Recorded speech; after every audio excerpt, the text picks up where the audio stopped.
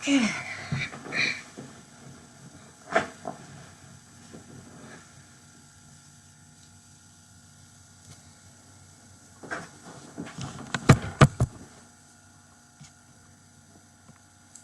Good morning.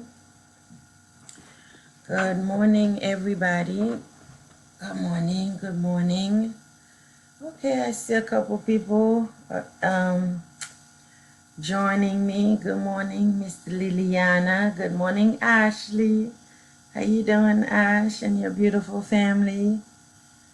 Um, thank you, sis.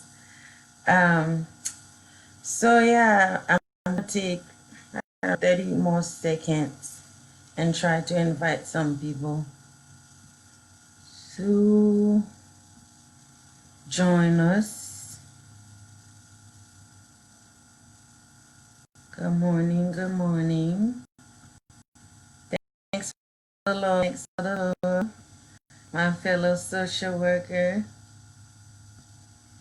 Um, yeah, good morning. I see that I have 5 people. So if you're joining me live or if you're going to be watching this later, thank you.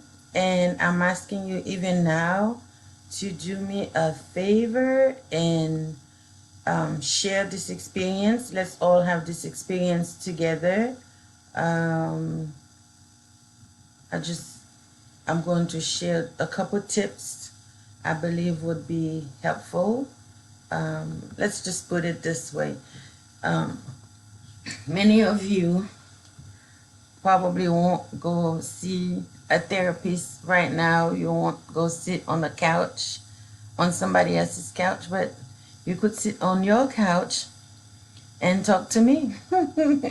So I'm asking you to share this live, give someone else an opportunity, and also your comments, add your comments, your questions in the comment sections, and I promise, I won't be able to answer them during the live, but I will come back and do my best to address and answer some of your questions, okay? So today is Thursday. I'd like to share a couple of tips, and I've been talking about the topic of loss, grief, and mourning, bereavement, um, because I feel like it's very fitting for the days we are living. And Sunday, I have a radio show on a radio station called Cousin Batonel. It's done in my native Creole language. Many of you guys may or may not know that I'm from the beautiful island of Haiti. Uh, um, and I like when people ask me where I'm from, I like to quote one of our famous poet who says that, and I quote, "I am from the country where women are beautiful." So that's Haiti. Whenever you hear that, they're talking about Haiti. So and we speak Creole there. So I do this show in Creole, and Sunday I spoke a lot about the issue of loss, grief, mourning, and I define what they are, and I focus on what's some key things to realize and know about them. Today I just wanna share some tips, but real quick because I'm doing this in English and you guys weren't listening Sunday, I'll just clarify so we could all be on the same page. When I'm talking about loss, I'm not just I'm talking about loss. I'm talking about general loss. Yes, that includes death of a person, a loved one. I'm also talking about the loss of a job, a dream, relationship, the loss of intimacy, for instance, in a relationship where communication was great, intimacy was great, and then that for some reason the dynamics changed, the loss of that, loss of closeness, loss of like right now we're experiencing the loss of just being able to socialize just different loss like that, whether it's a separation, a breakup, a divorce, loss of a friendship, any kind of loss. And when I'm talking about loss in the context of health and mental wellness, emotional wellness, that's what I'm talking about. And everybody who experiences a loss experience also what we call grief. And the grief is what you feel inside. It's the feeling inside. It's the pain that you feel and experience. It's the pain that comes with that. And Sunday I shared with the people it's important that we validate and appreciate our losses and not minimize them, ours or other people's, because people are grieving, they may display it differently. And the expression, the display of that pain, of that grief, is called mourning. That's when you mourn, right? It's the sorrow that comes with that. And we express it differently, whether it's through crying or different ways, but the pain is the same. And we also talk about, I'm going to answer you later, okay, Ash? Yes, yes, yes, yes to all that. Yeah, so that's important. I wanted to clarify that. So the loss is any kind of loss, and all loss comes with pain. That's the grief. And the mourning, mourning,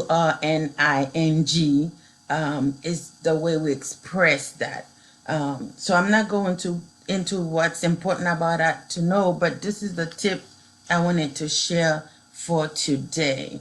3 tips real quick, right? If you're experiencing that, and most of us are, because most of us during this season have lost something, and we express it differently, we experience it differently, but it comes to the level of discomfort, to say the least. So the first one, and I picked those tips because I'm seeing them, people are talking to me about them, I'm experiencing them. The first tip I would say is to tell people how they can help you. Tell your support system, tell people in your environment how they can help you, because what I'm finding out is a lot of people mean well, they want to help, right? They mean well, they want to help, but they may be doing things that actually, instead of helping you, or leave you feeling overwhelmed, misunderstood, judged, rejected, etc., etc. So the best thing to do is to tell people. Now, we don't have enough time to go into, communication style, how some of us take it in, we don't do anything about it. We passive, they call that passive. That's a passive communication style. Or some of us are aggressive, where we just lash out on people. Why are you doing this to me? Some of us are passive aggressive. The passive aggressive type will just, not really say anything, but underhandedly, be a little sarcastic or disappear, things like that. The best, one of the most effective way is by being assertive. And in being assertive, it's different steps. So the key one I want to share with you is the proverbial I statement. So for instance, right now, people bombards each other with information. Everything that has to do, every day I can tell you how many videos I get about the virus, what is it doing, and what's happening, how many people are dying. And for some of us, that's overwhelming. Some of us, we want to clear our space because it doesn't help us. Some people, for instance, if you lose a loved one, some people would be on your case. You gotta eat, you need to eat, or stop crying. And some people would go as far as giving you reasons why whatever happened to you, and they think they're helping, but they may not be helping. They may be making it worse for you, but they will not know if you don't tell them. So I suggest you use the I statement. You start maybe with a positive, a praise, something to the effect that I know so-and-so, I'm going to use Ashley. Ash, I know you love me, you're trying to help me. But right now, when you just said, you know, blah blah blah, whatever it is actually said, or when you send me 10 videos per day about how many people are dying or how many what's going on wrong in the world, it actually makes me feel sad and overwhelmed. So you tell them how you feel, you own your message, and then you tell them what you would like for them to do. I would like for you to please stop sending me some videos. I would like for you to just sit with me and not say much. And you tell them what that would do for you. If you did that, it would really help me. It would help me keep my peace, So you tell people how they can help you, what they can do for you, how they could be helpful to you. That's one tip. It's important to let your people know, because if you don't, you keep things inside. You resent them and you get upset, and it makes it worse. So that's the first tip. The second tip I would like to share with you in dealing with loss and grief is fighting purpose. Fighting purpose. And I don't mean fighting purpose in the grief as in knowing exactly why the loss happens.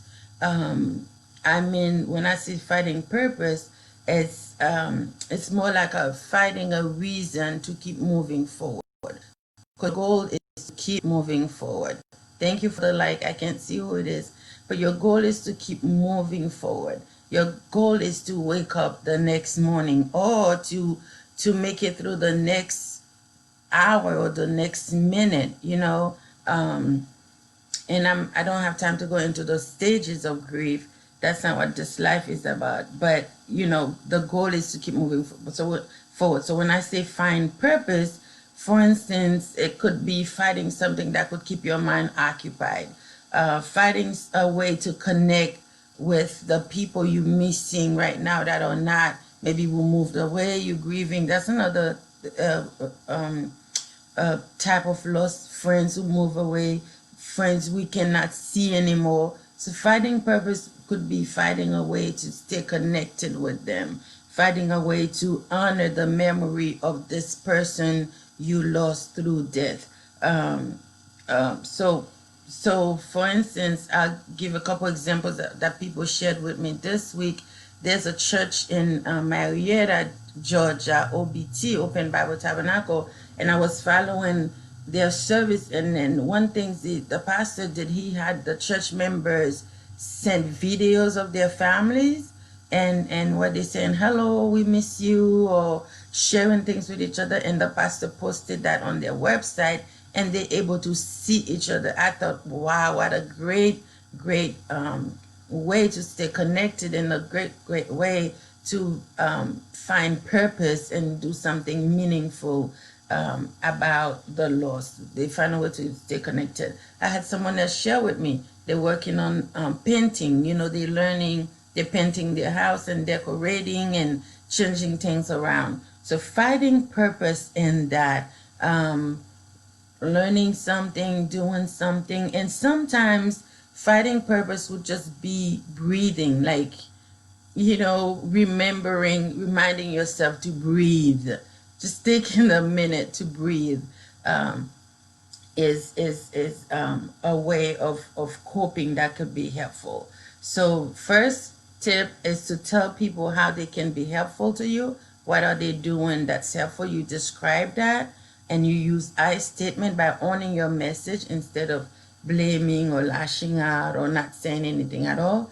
Two, try to find some kind of purpose, some kind of way to stay engaged in life.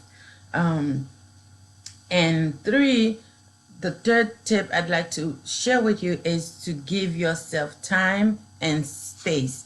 Give yourself time and space. One thing about loss and grief, that pain you feel inside, and sometimes it could be just denial, you isolate yourself, you need to do that. Sometimes it could be anger, sometimes it'll be heavy, intense sadness. It comes in different ways, and ultimately it'll be acceptance, where you accept it, and you able to come back to some kind of normalcy, you come back to some kind of normal and day to day.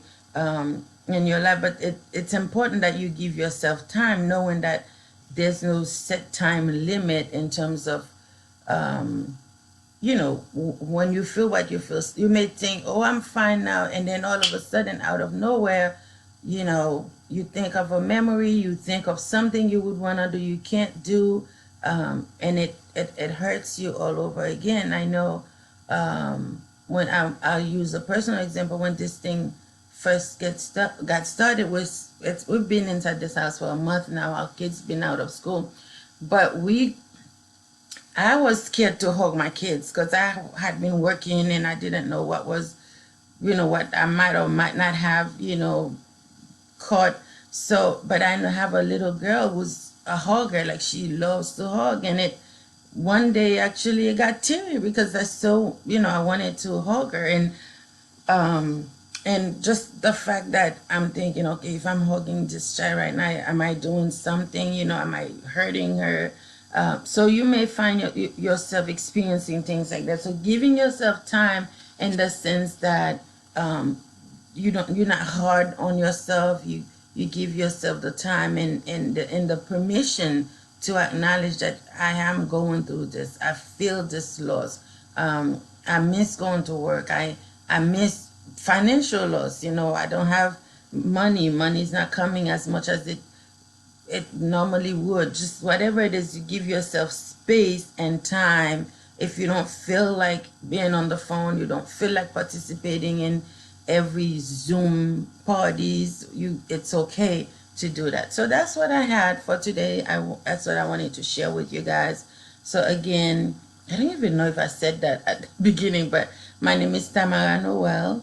I'm a licensed clinical social worker. I am in private practice.